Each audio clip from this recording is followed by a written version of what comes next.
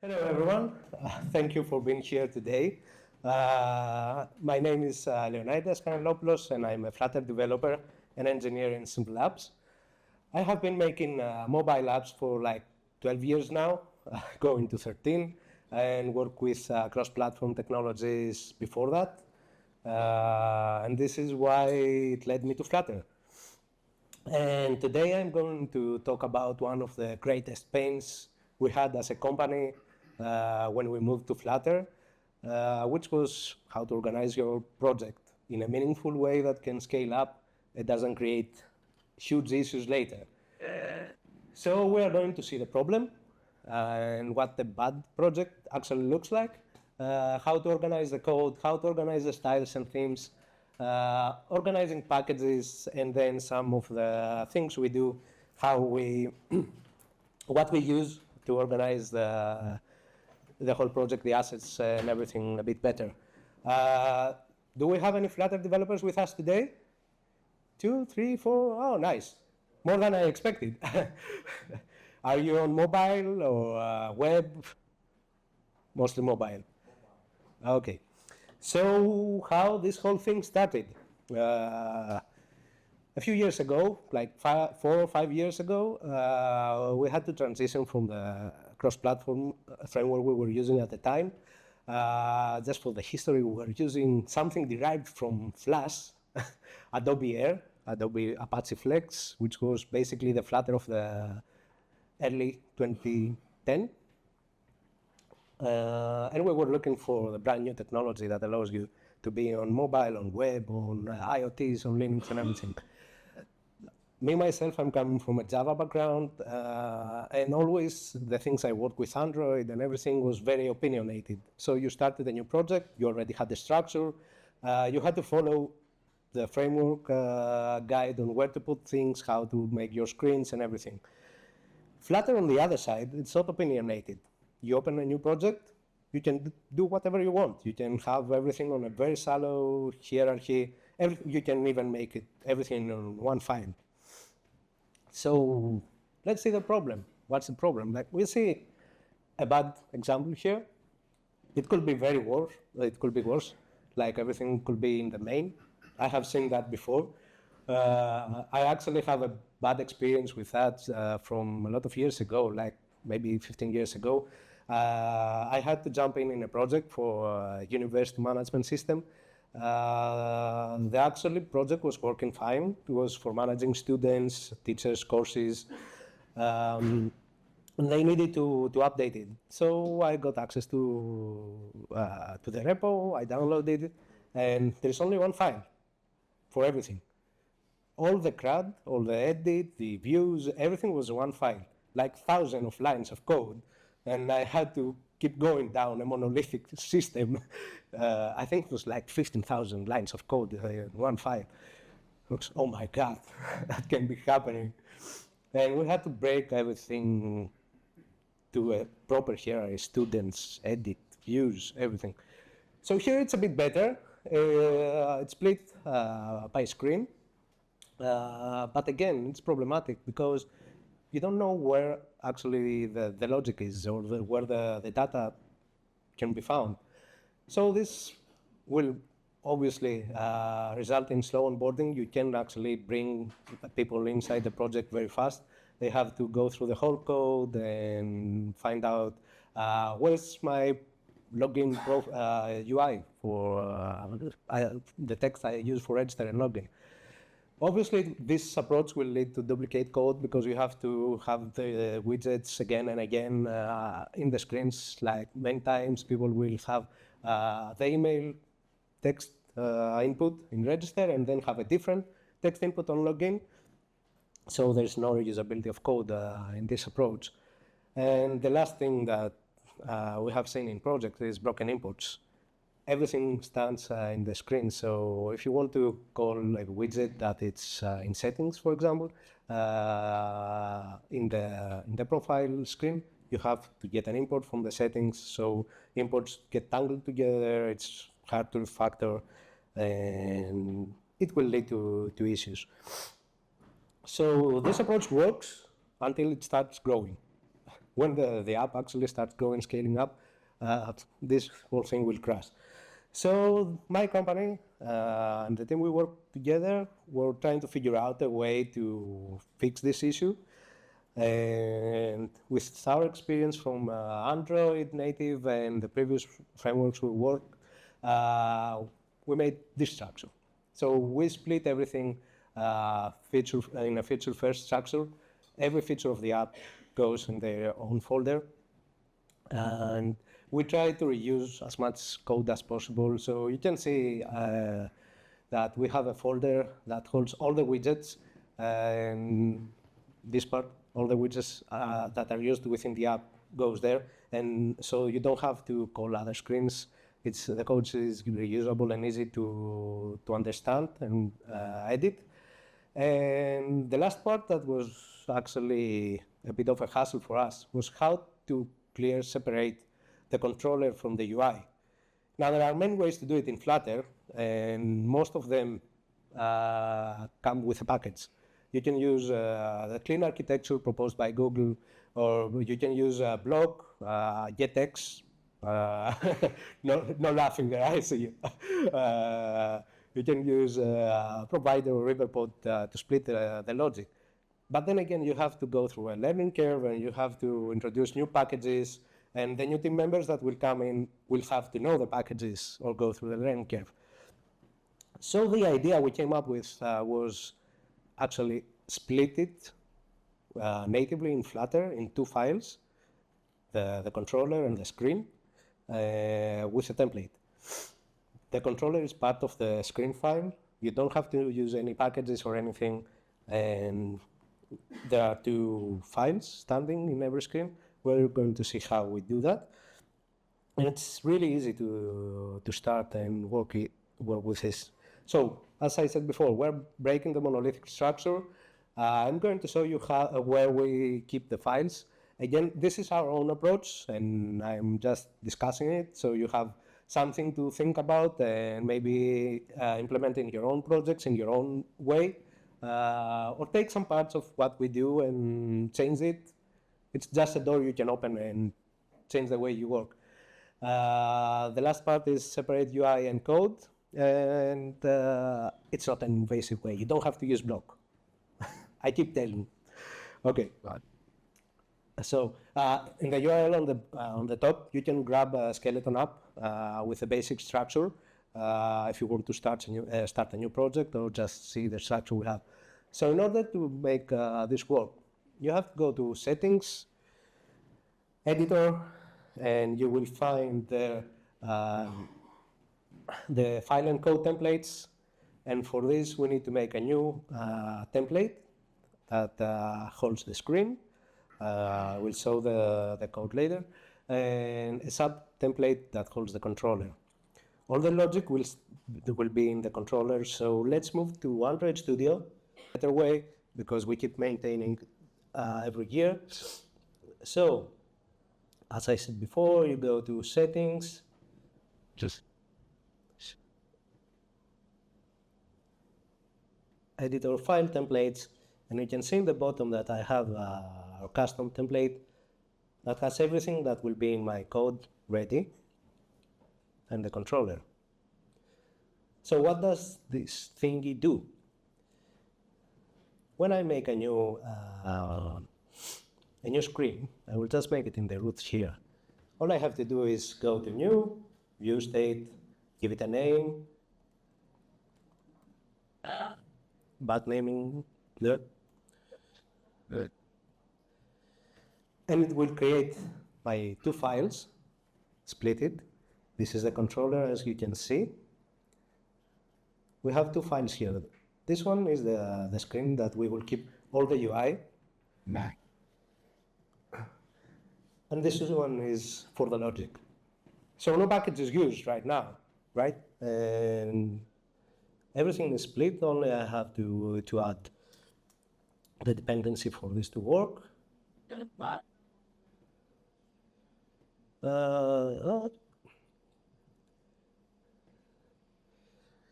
And there we go. We have a split system we can use for our system without packages, without anything, no imports, nothing. So let's see the organization of this project. As I said before, we tried to break the monolithic approach to a folder structure. So we have screens. In screens, we have all the features break up as screens. We have the components, that is all the global components, all the global widgets we will be using around the app. So we don't have any specific widgets in this app that goes in a specific screen. Everything used is global. So we're using the same widgets again and again, which makes it much easier to maintain. Then we have the models. In the models, we keep all the data that is coming from the server. Again, all the models are split with their respective REST API object. And we have services that are external services. In this case, it's a REST API. Again, everything is split by feature, as you can see, goals, users. So it's easier to handle when new team members come in. They don't even have to go through the README and the structure we have. They can just see the structure, and basically they know where to find things. And utils are the, the local utilities that I'm going to discuss later about packages that we use again and again in products like form utils is a mini library we have to check if the email is correct or the password has the length it's supposed to have or the characters, the symbols that it's supposed to have. So again, you can grab the template code and the skeleton code from the link in GitHub. And we're back. Okay. So what about themes? How many of the Flutter developers here actually do the theming in Material app? So in the main file, you keep all the theming, and doesn't become huge. Okay. Okay, this is what we came up with. I hate, as you may understand by now, I hate big files. I hate seeing like most of my files are like maybe 80 lines of code. That's it. So we moved everything out in a different folder called theme. We have no hard-coded styles. Everything comes from these classes, and it's again very clear separation of the things of the theme. So we have a theme that has the colors, all the custom colors we'll be using in the app. All of our designs are custom designs from our UI UX designer, so we get those from Figma. We have the styles. I will discuss this later, and people coming from web will understand why. We have the sizes and spacing, and then the theme. So colors. Why we have a file for colors? Like most of the people will hard code everything. But you can grab the colors from Figma. So when the designer gives us the Figma file, we just export it with a plugin or natively these days to Flutter. And we have a library, mycolors.gray.blue.ping, that it's consistent throughout the whole app. And you can change very, very fast. Like you decide the ping is not the ping that you wanted. Well, the designer decides the ping is not the ping they wanted after seeing the app run on the device. So you don't have to refactor all the code or do the changes in all of your files. You just go here, change the value, and it's hot reloads on your app. You're done. Go for a coffee break. How many of you do that? It's compiling. I'm going for a coffee. I know you do. So it's very easy to read and understand. We have the same concept of themes. Why we have a file for themes? So you break it to smaller parts.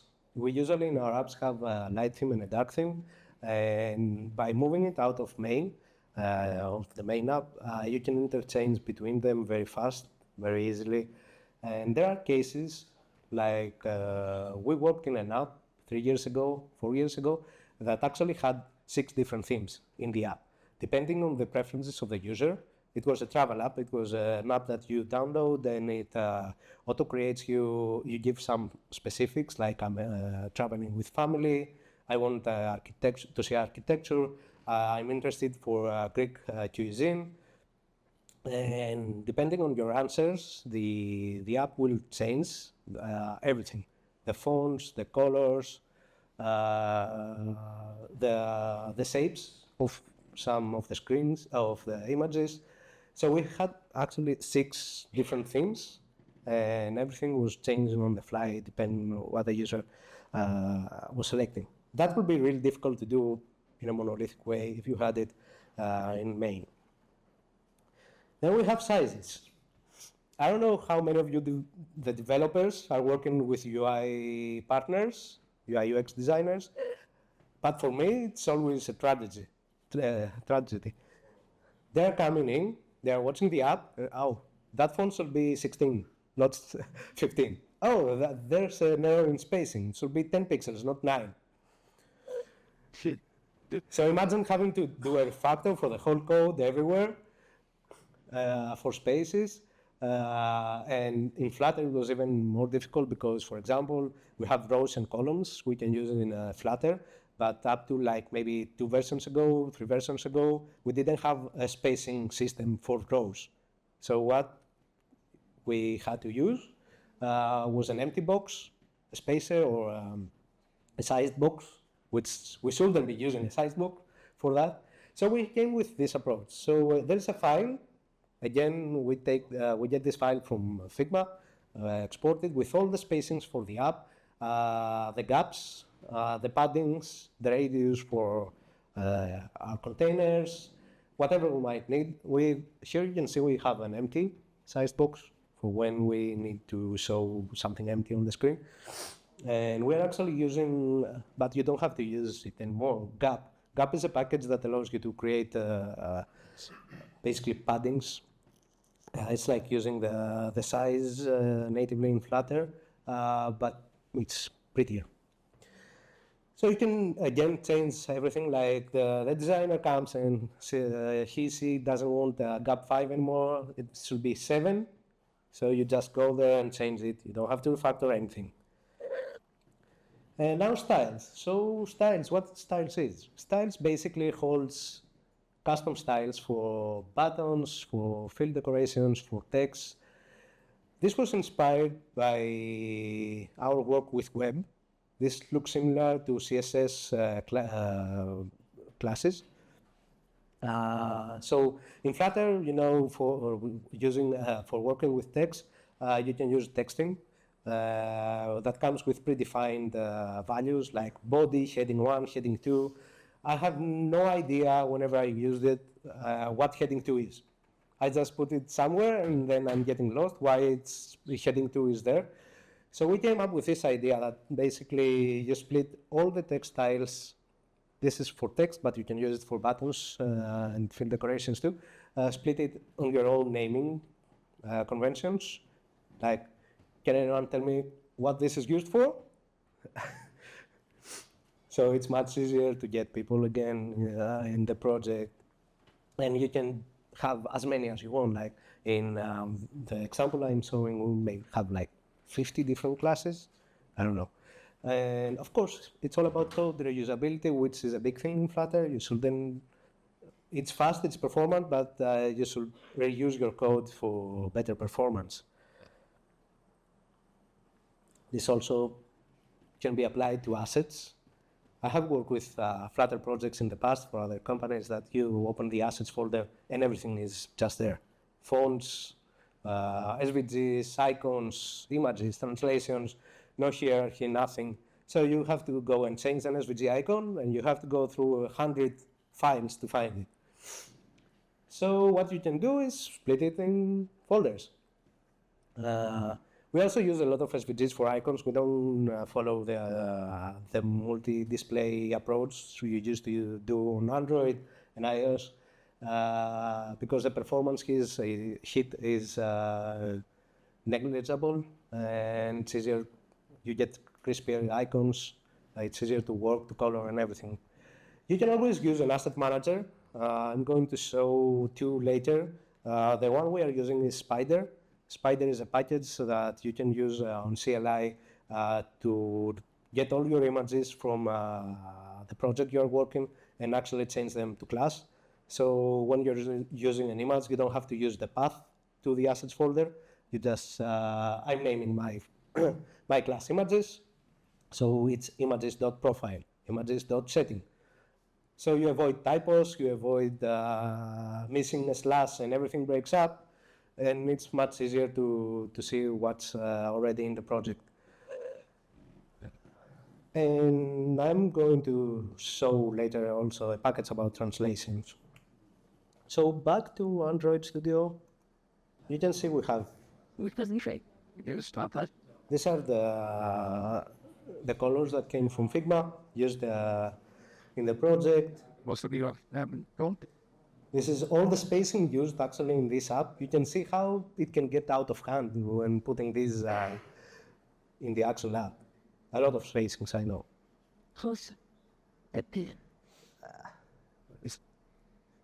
This is all the styles. Like we have a divider is a line we use to split the screen. We have the forgot pass style, title style. All the styles for the labels in the app are in here. And this app actually is only one theme, so it's lighting. And here you can see how we manage assets. Can you see it? Okay. So backgrounds, fonts, for different fonts we are using, icons, the SVGs, I just keep the name SVGs, different than icons. Again, it's a really structured approach, and it's easier to get new members in the projects. So organizing packages. We all use a lot of packages. As Flutter developers, this actually was one of the reasons I moved to Flutter, because parts of the code I needed to write was already written by someone else, and I could just use it. But at some point, it becomes a hassle, and I don't know about you, but I had the toughest experiences with Firebase and OneSignal. Firebase keeps updating like maybe once a week, and many times a lot of things break. So again, I'm going to talk not about Alma, but another app we have. Big one, it's like an Instagram for travelers. You love that app. We work together, a lot of screens. But the client doesn't want to update. They want to update every 2 years, maybe. So I had to update it this year on August because Android was bumping the SDK number. And of course, Firebase couldn't update. Everything was breaking. So to avoid that, we use our own helper classes for external packages. Like this is part of the code for Firebase. Basically what we do, we make a helper class that implements Firebase inside the class, and then our project uses our own helper and not Firebase directly. Why this? Because it's more consistent for all the projects. Because if you have like, we currently maintain like 13 apps, and there are apps that were built with Flutter 2.5, there are apps that using the latest version. Obviously Firebase is very different in this timeline. So if you had to use Firebase, you would have 13 different code bases. But with this one, you have your own helper class that every project uses the same approach, the same methods, the same Firebase helper .analytics, and we take care of all the changes of Firebase inside our helper.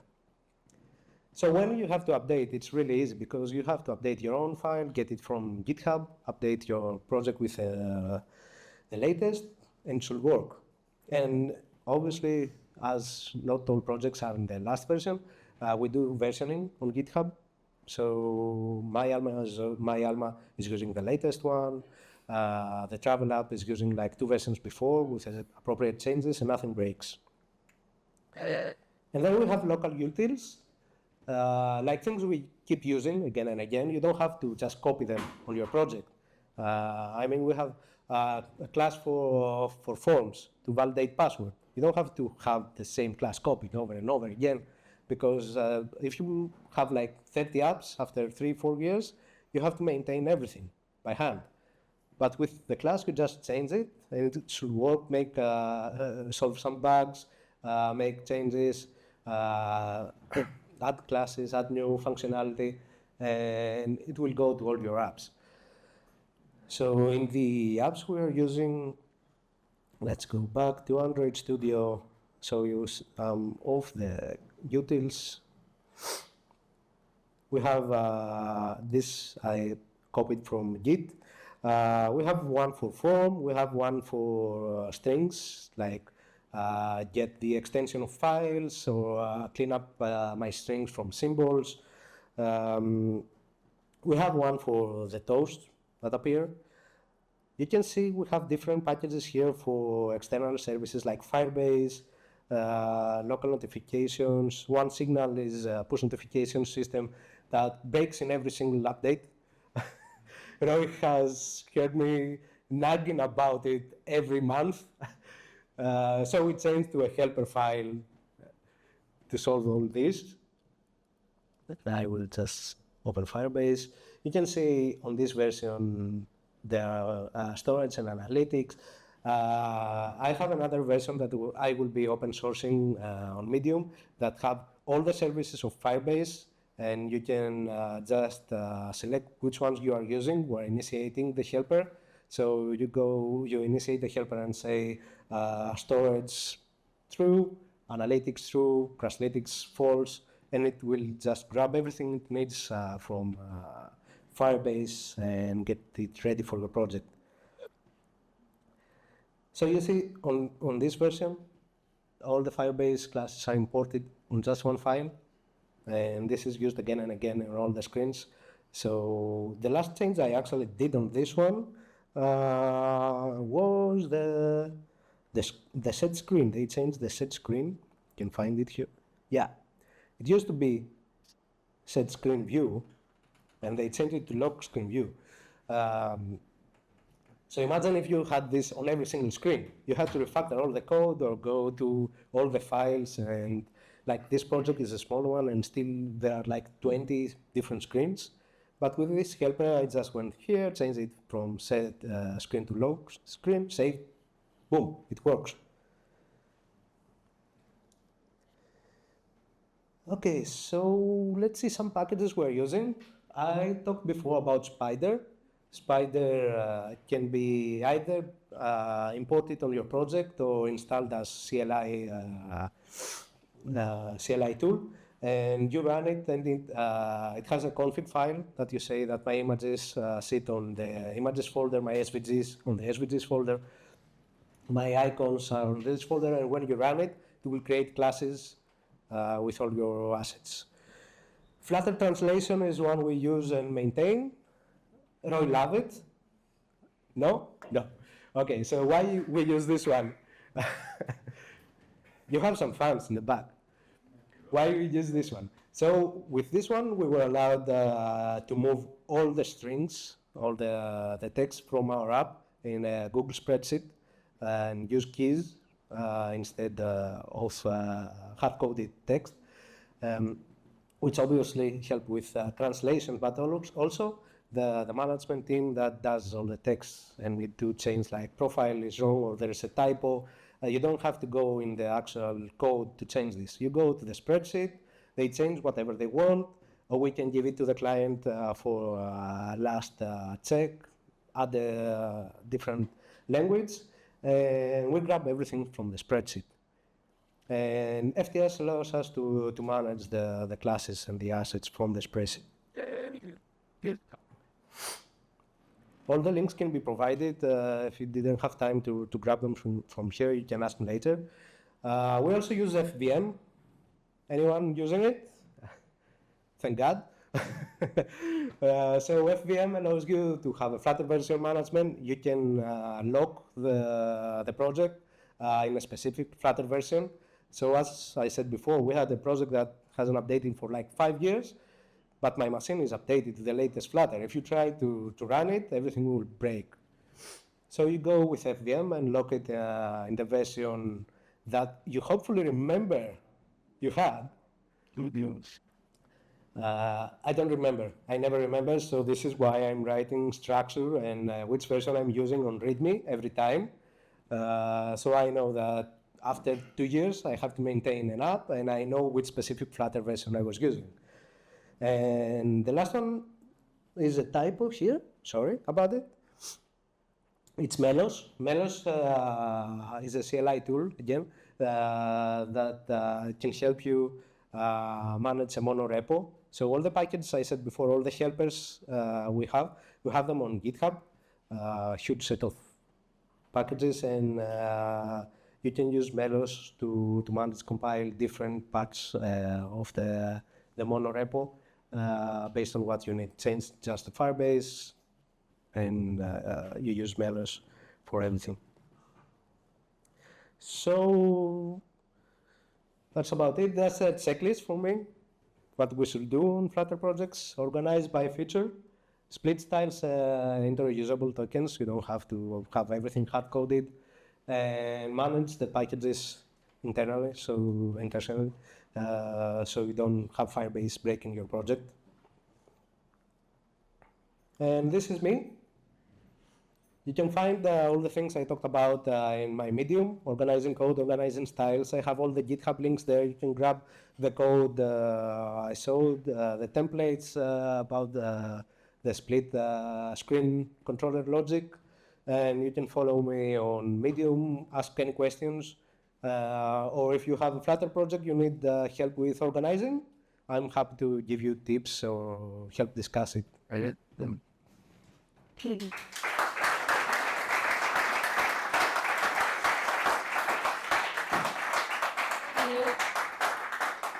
Questions? And things. Yes, of course. Hello. So I was wondering, I work with a small group of other developers in mostly web-based games. Currently, we're implementing it with JavaScript and HTML. However, we're thinking about transitioning the Flutter. How easily do you think the transition would go? Would it go smoothly? Would it take us like 1 hour time? So first of all, depends on the project. You said it's a game? Yeah, it's a game. It's a 2D game or 3D? 2D, okay. So it should be fairly straightforward to do. There's actually a game engine on Flutter, officially by Google, I think. Flame? Yeah. And you can do, you have a system with everything you might need for moving, for sound, for audio. It has a pause system. It's a full game engine. And there's another tool, Rive. It's called Rive still, I think, that you can actually make your own animations, like the skeleton. What's the name of the tool? There was a similar tool for Flash in the old days, and there's one in Unity that you can animate your characters, and you export it in a Flutter file. You can use it directly. It supports Lottie files for animations. So if it's not a very complicated game, it should work. Like, you can make even platformers nowadays with Flutter, and the performance is great. I think someone made Mario 1 on Flutter. Works. And then can